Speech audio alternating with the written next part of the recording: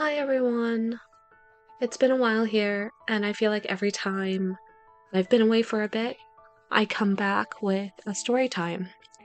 This year has been eventful in its own way, but I hope you'll stick around. For those who are new here, I'm Peony a Drop, and I typically unbox full sets from either Fairyland or Volks. Today we have 4 Minifees from the Minifee discontinuation event. They are Eva, Klaus, Momo, and Erdo, and I hope you'll enjoy seeing them with their sleeping heads. So, on to today's story. What happened was this year I've had 2 lost packages, and it typically doesn't happen to me. I have shipped with multiple couriers and always strive to add insurance because it's always better to have than to be stuck in a situation without. So this experience has taught me a lot about how I operate as a seller, precautions I can take, and I hope you'll learn from both my mistakes and know what to expect from filing a UPS claim. So this case is still ongoing. They have not received my shipping reimbursement, but I have since sent the buyer a new replacement doll. So this started in February 4th of this year, and as of recording, we're now halfway into May, and I'm still waiting, but most of it has been resolved. What happened here was I had shipped in February, gotten a paper receipt, and it was supposed to arrive to the East Coast around the 9th. So it took approximately 5 days, which is not uncommon given we're going from West Coast to East Coast.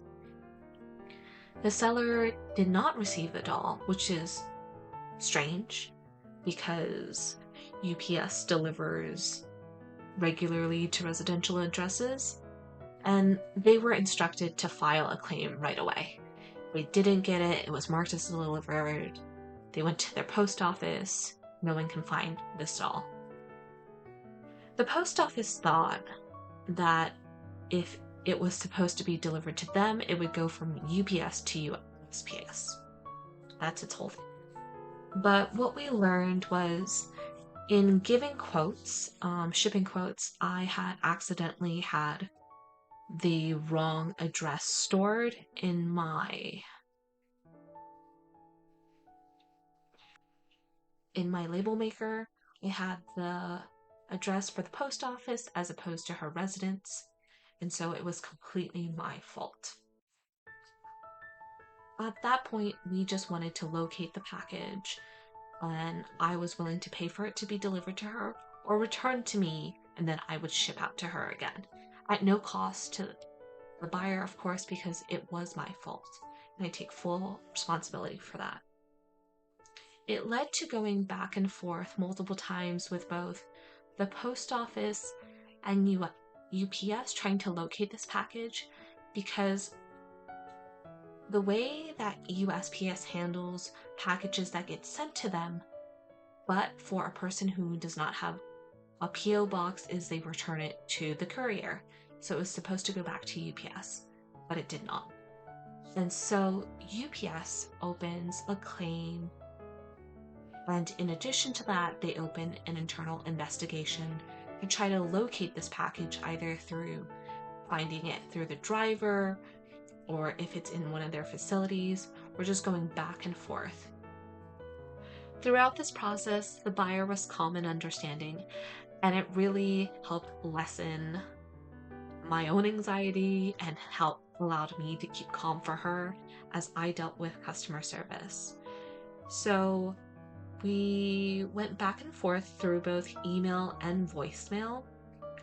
On the 21st, UPS did call me and say that they were moving the case to the claims department and they would issue their own internal search, which went beyond whatever was open before. This case had been closed at least twice, and each time it was up to us to say, hey, package is still missing, you can't close this, it hasn't been located, you guys keep telling us it's been delivered, but no one has been able to locate this.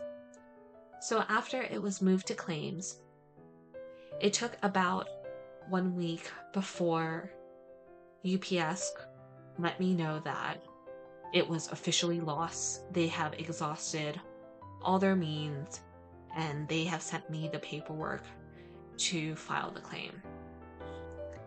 I did have a little difficulty in filing the case through my UPS account, but I was able to remedy that through submitting the documents via email. And after that, at that point, we're almost a month out from when it was first initially shipped. Do make sure that if you are filing a claim, you file within their filing period. You don't want to have this package go missing or any package go missing and let that time elapse, because you do have to file within a certain time period. We did have some description issues because it was submitted through email, but customer service was very responsive the entire time. They let us know they knew it was wrong, but they would look at the actual documentation provided versus what was on the online claim. So here is where we do have a learning point. When I had purchased insurance, I had purchased the insured value to be the value that the buyer bought the doll for. And when I submitted the claim, I had submitted it asking for a replacement value. You do not get replacement value if you bought insurance only for the however much value. On the 23rd, my first check was received, and this was for the value of the doll only. And at that point, I offered the buyer, I said, hey, I can either refund you for this amount, or I can send you a replacement, because I had an incoming doll and I could just forward that to her. She took the replacement doll and I covered shipping because it was my fault. Overall, the doll did finally get to the buyer and things worked out for us. So lessons I've learned this time was to always double check the address before even creating the label. Currently, what I do is I screenshot the address before actually hitting make the label.